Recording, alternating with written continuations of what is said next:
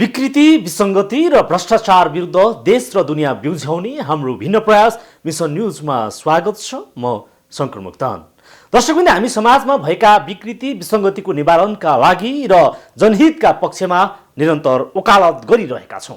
समाजका हरेक विषयको उठान, विश्लेषण र चिरफार गर्दै तपाईँको अघि खबरको अपरेसन गर्दछौँ। हरेक विषयको गहिरो अध्ययन अनुसन्धान गर्दै सत्य तथ्य खबरको चिरफार गर्दछौँ तपाईँ दर्शकका अगाडि। सामाजिक उत्तरदायित्वसहित सत्य खबर तपाईँ समक्ष पुर्याउने प्रयासमा तैनात छौँ र सम्बन्धित निकायको ध्यानाकर्षणका लागि खबरदारी गरिरहेका छौँ।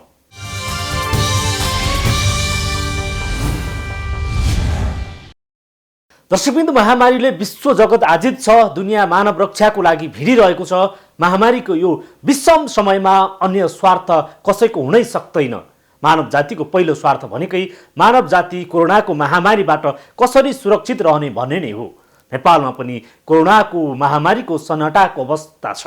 जोखिम बढेपछि मुलुक लकडाउन भएको छ। लकडाउनले रोगको भन्दा भोकको सन्तास बढेको छ।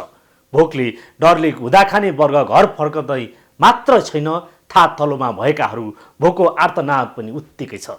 यस्तो विषम परिस्थितिमा कोरोना विरुद्ध एकसूत्रीय लडाईँ हुनुपर्ने हो। तर सङ्घीय सरकारलाई राजनीतिक दल विभाजनको अध्यादेश जारी गर्न चट्टारो छ। उता स्थानीय तह राहतमा कमिसनको हिसाब गरिरहेको छ। नागरिक भोग र रोगले भयभीत छन्। हप्ताको कहरपूर्ण यात्रामा नागरिक भइरहँदा सरकारका जिम्मेवारहरू आफ्नै दुनो सोझ्याउनेमा मस्त छन्। राजनीतिक दल विभाजनको अध्यादेश, राहतमा स्थानीय सरकारको बदमासी र कहरपूर्ण नागरिकको दैनिकी कोरोना कहरको फलप आजको मिसन न्युजमा।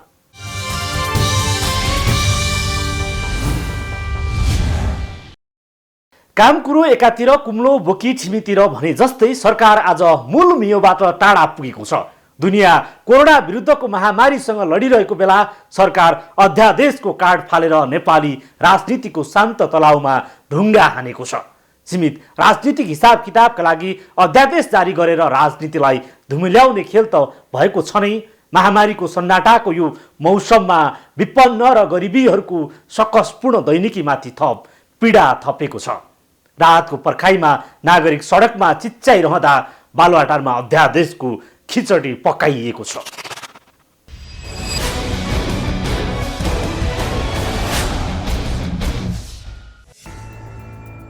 महामारीको सन्नाटापछि मुलुक लकडाउन भएको छ। लकडाउन महिना दिन पुगेको बेला भुइँ मान्छेहरूको दैनिकी झन झन पीडादायक बन्दै गएको छ। तल्लो वर्ग अर्थात् भुइँ मान्छेको दैनिकी निकै कष्टकर भइरहँदा बालुवाटारबाट अध्यादेशको खिचडी बाहिरिएको छ। हप्तौं लगाएर भए पनि भुइँ मान्छेहरू आफ्नै झुप्रोको ओत भेटाउन कहरपूर्ण यात्रा गरिरहेका छन्। खल्तीमा सुक्को छैन, पेट खाली हुँदै गएको छ। झुप्रोमा पुर्याइदिने कोही सारथी छैन। भोकको आतंकले सडक किनारामा रात कटाउँदै गन्तव्यतिर लागेका छन्। महामारीको सन्नाटाले सबैभन्दा बढी यो वर्ग मारमा परिरहेको दृश्य सिंहदरबारले थाहा नपाएको पनि होइन। सिंहदरबारलाई राम्रैसँग थाहा छ। तिनै नागरिकको मतले सिंहदरबार छिरेको सरकार आज नागरिक भोक र अभावमा छटपटिरहँदा सत्ता जोगाउने ध्याउन्नमा छ। यो समय कोरोना विरुद्धको लडाईँमा जुट्ने समय हो। तर सरकारका लागि यो विषय गौण भयो। प्रतिपक्ष लगायत सबै दलको सरकारलाई साथ र सहयोग छ।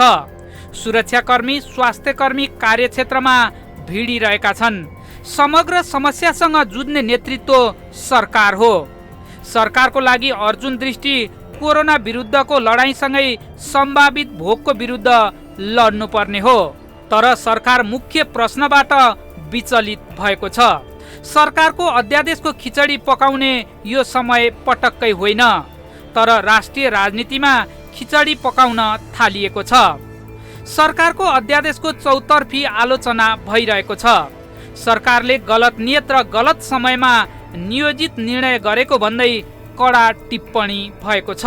सरकारले दुवै अध्यादेशलाई फिर्ता गर्नुपर्ने र सबै दुईटै अध्यादेश मार्फत सरकारले गलत समयमा गलत ढङ्गले गलत नियतले नियोजित योजनाका साथ कर्म गर्यो भन्ने आजको बैठकले निर्णय गरेको छ। यहाँहरू जान्नुहुन्छ कि यस बीचमा लकडाउनको बेलामा राहतको अपर्याप्तताको कारण मानिसहरू पैदल हिँडेर गाउँ गइरहेका छन्। सरकारको ध्यान त्यसतर्फ गएन। हिजोको अध्यादेशले तिनलाई सम्बोधन गर्दै छैन। लकडाउनको कारण घरहरूभित्रै पनि कष्टकर जीवन बिताएर नागरिकहरू बसिरहेका छन्। हिजोको अध्यादेश त्यस दिशातर्फ लक्षित छैन।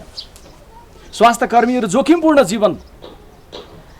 जोखिमपूर्ण ढङ्गले स्वास्थ्य कर्मी र सुरक्षा कर्मीहरूले अनि समाचार सम्प्रेषण गरिरहेका सञ्चारकर्मीहरूले जोखिमपूर्ण ढङ्गले कार्य गरिरहनु भएको छ।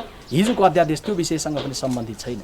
हिजोको अध्यादेश एकातर्फ संवैधानिक परिषद बनाउँदै गर्दाखेरि संविधानले परिकल्पना गरेको थियो कि राष्ट्रका कतिपय महत्त्वपूर्ण निर्णयहरू साझा स्वामित्व बोधका साथ हुन सकुन् र राष्ट्रिय जीवनलाई त्यसले एक ढङ्गको सहजतातर्फ लिएर जाओस् भन्ने परिकल्पना गरिएको थियो। तर संवैधानिक परिषदमा बहुमतको आधारमा निर्णय गर्न सकिने व्यवस्था गरिएको छ। बैठकले त्यो विषयलाई गम्भीरतापूर्वक लिएको छ। संसदीय व्यवस्थाको मूल्य बमोजिम संविधानको मर्मभन्दा विपरीत यो कदम चालिएको छ। यसलाई फिर्ता लिनुपर्छ भनेर बैठकले आज सरकार समक्ष अपिल गर्ने भनेर निर्णय गरेको। राज्यले 80 करोड बढीको राहत बाँडिसकेको छ, तर ती विपन्न ज्यालादारी वर्गको हातमा पुगेको छैन। राजमार्गमा सयौंको संख्यामा ताँती छ। सरकारले प्याकेज घोषणा गरे पनि यस्ता वर्गको हातमा पुगेको छैन। रोगको डर छैन उनीहरूलाई, बरु भोकको डर बढ्दो छ। यस्तो विषम परिस्थितिमा ती वर्गको खास सम्बोधन गर्नुपर्ने सरकारले अध्यादेश जारी गर्नेमा निकै हतारो गरेको छ। हतारोको भित्री रहस्य के हो, दुविधा छ। सरकारले असान्दर्भिक समयमा विधेयक जारी गरेर शान्त नेपाली राजनीतिको तलाउमा ढुङ्गा हानेको छ। निहित स्वार्थका लागि सरकारले जारी गरेको अध्यादेश सर्वथा गलत भएको भन्न कठिन छैन। बेमौसमी समयमा अध्यादेश जारी गरेर सरकारले आफ्नो अकर्मण्यता प्रदर्शन गरेको छ।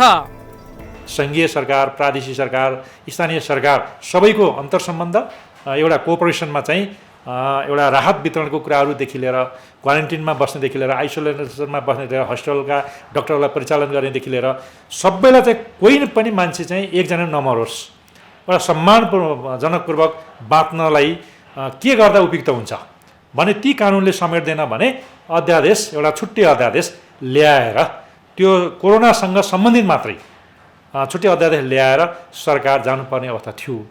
तर अहिले चाहिँ के देखियो भन्दाखेरि काम कुरो एकातिर कुम्डुबोकी ठिमीतिर भन्ने छ, त्यो अनुसार नै सरकार हिँडेको देखियो। जुन अध्यादेशले कोरोना सङ्क्रमणलाई अन्त्य गर्नलाई, महामारी अन्त्य गर्नलाई यसले कहीँ कतै पनि एड्रेस गर्दैन।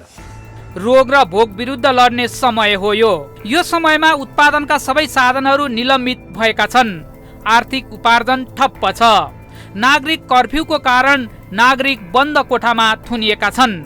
राहत तथा उद्धार सरकारको पहिलो प्राथमिकतामा पर्नु पर्दथ्यो, तर सरकार सार्वजनिक महत्त्वको विषयभन्दा राजनीतिक हिसाब किताबमा रुमल्लिएको छ। जोड घटाउको गणितीय श्रृङ्खला सुरु गरिएको छ। यस्तो श्रृङ्खलाले नेपाली राजनीतिलाई पुनः अस्थिरतामा धकेल्न उद्यत देखिएको छ। यसर्थ यस्तो बेलामा सरकारले अध्यादेश जारी गरेर बेमौसमी बाजा बजाएको छ। यो बाजा बजाएर नागरिकको कहरपूर्ण नियतिमा मजाक गरिरहेको छ। सरकारको यस्तो कदम जनमुखी कदापि हुनै सक्दैन।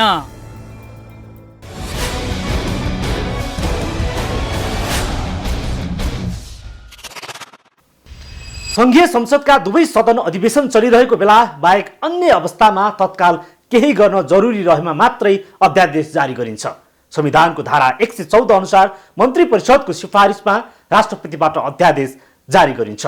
तर यति बेला दल विभाजन सम्बन्धी विषय सार्वजनिक महत्त्वको विषय नै होइन, तर सरकारले महामारीको सन्नाटाले झेलिरहेको समस्यालाई छायामा पार्दै अध्यादेश ल्याएको छ। मुलुक विपत्तिको सामना गरिरहेको छ। सरकार अध्यादेशको रन्कोमा जुटिरहेको बेला नागरिक सडकमा तडपिरहेका छन्। स्थानीय सरकारहरू राहत र उद्धारमा जुट्नुपर्ने बेला राहतमै बदमासी गरिरहेका छन्। रिपोर्ट देखाउनेछौँ एकैछिनको ब्रेकपछि।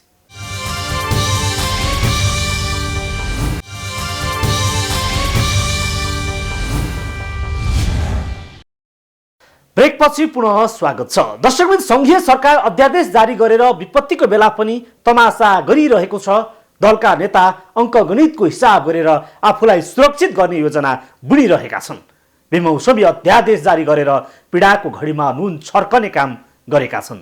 विपत्तिको यो सन्नाटाको बेला भोक र रोगको आर्तनाद छ, तर सरकार अध्यादेश जारी गरेर बहादुरी देखाइरहेको छ।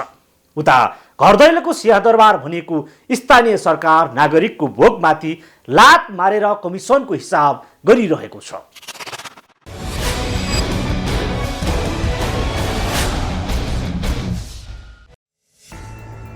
भोक र अभावमा कति धेरै मजाक छ यहाँ। बाँचौ र बचाउ भन्ने बेला हो यो समय। सबैतिर आक्रान्त छ महामारीको।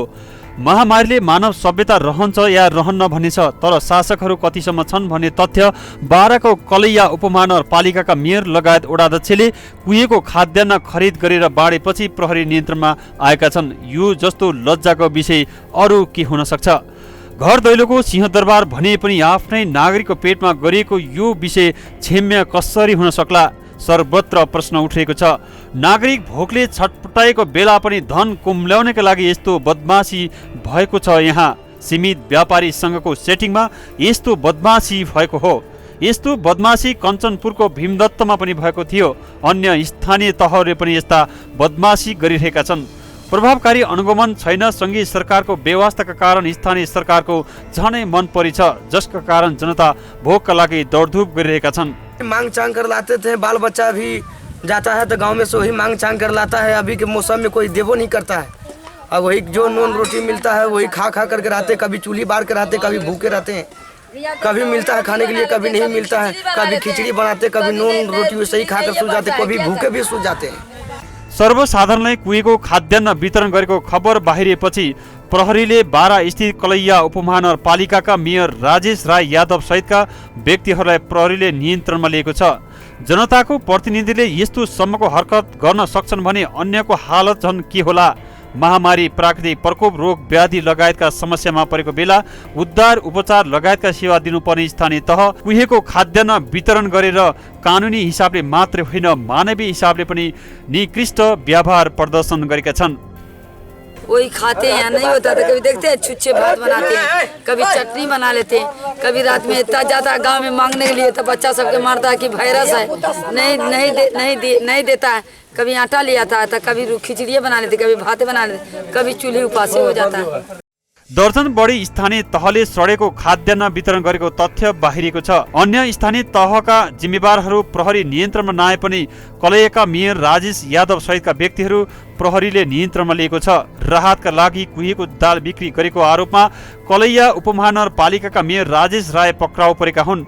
राहत बाँड्नका लागि नजिकका वडा अध्यक्षलाई 4 वर्ष पुरानो दाल बेचेको भेटिएको छ। म्याद गुर्जेको दाल वितरण गरेको आरोपमा मेयर रायलाई प्रहरीले आज पक्राउ गरेको छ। कुहिएको दाल बेचेको घटनामा संलग्न 8 जना यस अघि नै पक्राउ परिसकेका छन्। यस अघि कलैया 1 का वडाध्यक्ष हरिओम शाह, वडा नम्बर 7 का अध्यक्ष सरफुल्ला अन्सारी, कलैया 20 का वडा सचिव खेदु मिया सँगै कलैया 7 स्थित यादव आइस एन्ड कोल्ड स्टोरका कर्मचारी कृष्ण प्रसाद यादव र वीरगञ्ज स्थित धनलक्ष्मी दाल मिलका सञ्चालक तेज करण जैनलाई नियन्त्रणमा लिएको छ। यस्तै यसै प्रकरणमा वडा नम्बर 11 का अध्यक्ष सर्वनारायण चौधरी, वडा नम्बर 13 का अध्यक्ष राजन प्रसाद कुर्मी, वडा नम्बर 26 का अध्यक्ष महेश शाहलाई पनि प्रहरीले नियन्त्रणमा लिइसकेको छ। त्यस्तै प्रहरीले 2 पटक गरी कलैया उपमहानगरपालिका 7 मा रहेको यादव आइस एन्ड कोल्ड स्टोरमा रहेको गुणस्तरहीन 32,000 किलो दाल सिल गरेको छ। यो त एउटा उदाहरण मात्रै हो। यस्ता गलत नजिरहरू देशभर रहेको अनुमान छ। स्थानीय सरकारका अगुवाहरू नै आफ्नै मतदाताको मानव स्वास्थ्यमा यति गम्भीर हरकत गर्छन् भने अन्य विकासका आयोजनामा झनै कति धेरै बदमासी हुन्छन् होला। तपाईँ अनुमान गर्नुहोस्। नागरिकको जीवनमा यति धेरै मजाक गरिनु मानव सभ्यतामा सुन्न, भन्न र देख्न पनि नसकिने प्रवृत्ति हुन्। यसर्थ यस्ता प्रवृत्तिलाई निरुत्साहित गर्न राज्यले कठोर कदम चाल्नै पर्छ।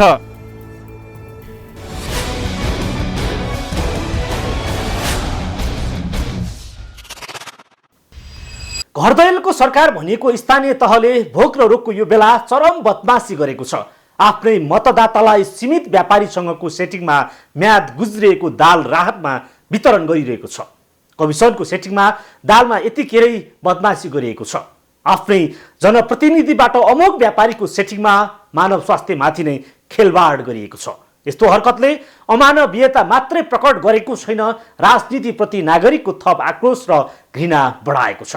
बारामा दालमा बदमासी भइरहँदा देशभर नागरिकहरू सडक गल्ली चोकमा अल्पत्र परेका छन्। अल्पत्र परेका केही नागरिकले घर पठाइए पनि अझै सहरका गल्लीमा भोक र सन्ताससँग भिडिरहेका छन्।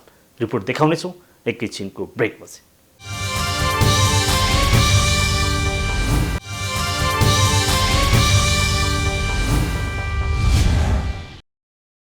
कलैयामा मेयर लगायत व्यक्तिहरूले कुहेको दाल राहत भन्दै वितरण गरेपछि यति बेला प्रहरीले नियन्त्रणमा लिएको छ। घर दैलोको सरकारले कुहेको दाल वितरण गरेपछि सर्वत्र आलोचना मात्रै भएको छैन, स्थानीय सरकारमाथि थप वितृष्णा बढेको छ। नागरिकको नजिकैको सरकार भए पनि नागरिकमाथि बदमासी गरेर रेकर्ड कायम गरेका छन्। सङ्घीय सरकारले विपन्न तथा ज्यालादारीमा जीवन चलाइरहेका वर्गका लागि राहत कोष स्थापना गरेको छ।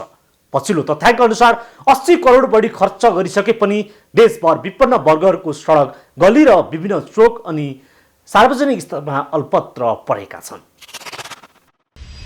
3 दिनदेखि प्रायःजसो नेपालको पश्चिम क्षेत्रका व्यक्तिहरू जो दाङ, सल्यान, सुर्खेत, नेपालगञ्ज, बर्दिया, बाँकेका व्यक्तिहरू चाहिँ घरमा जानको लागि जसरी लकडाउनको 1 महिना पुरा हुनै लाग्दा उहाँहरू आफ्नो घरमा जाने, आफ्नो जुन काम गरिरहेको ठाउँ थियो त्यहाँ काम नपाएको र बेवारिसे अवस्थामा अथवा चाहिँ काम नपाएर बसिरहेको अवस्थामा हामी आफ्नो गन्तव्यसम्म, आफ्नो जन्मेको आफ्नो माटोसम्म पुग्छौँ भनेर चाहिँ जसरी झोला तुम्बाहरू कसेर निस्किनु भएको थियो, त्यो क्रममा चाहिँ यतिखेर उहाँहरूलाई थानकोटमा राखिएको छ, त्रिभुवन पार्कभित्र राखिएर व्यवस्थापन गरिएको छ।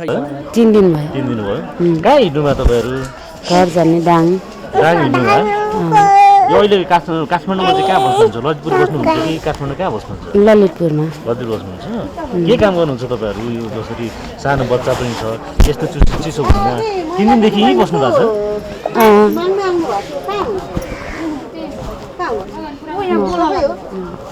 यहीँ बसिरहनु भएको छ 3 दिनदेखि?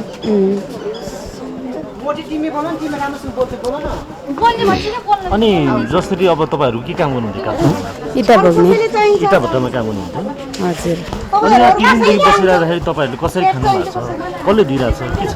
यहीँ भात दिनुहुन्छ, खान्छौँ, चिया खान्छौँ। बच्चालाई चिसो लाग्छ यस्तो अवस्थामा कसरी गर्नुभएको छ? सबैजना एकै ठाउँमा बस्नुभएको छ। अब सबै लक्सरी ल्याएर सोध्छौँ।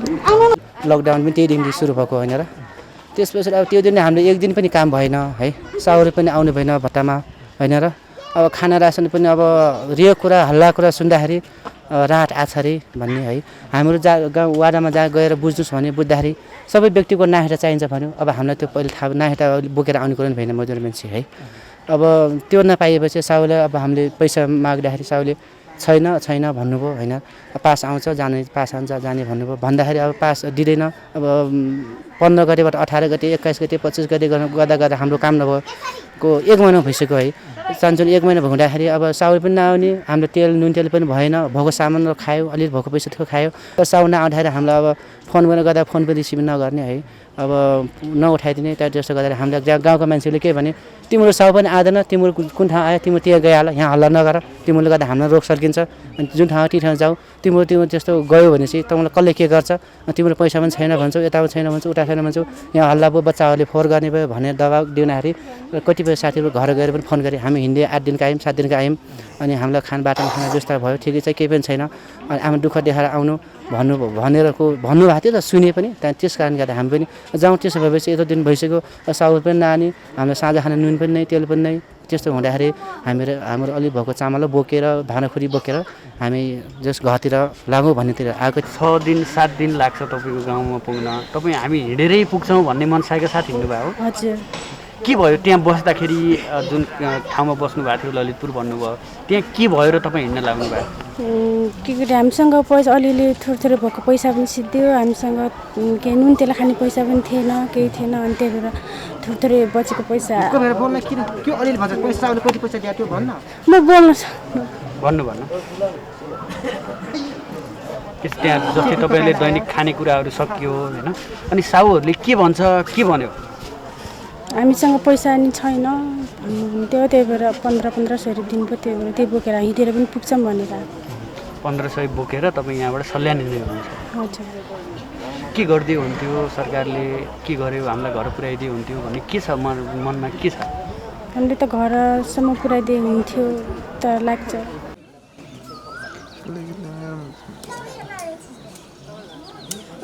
त्यही त अब त्यो मतलब सब प्रायःसँग यही मान्छेहरू कति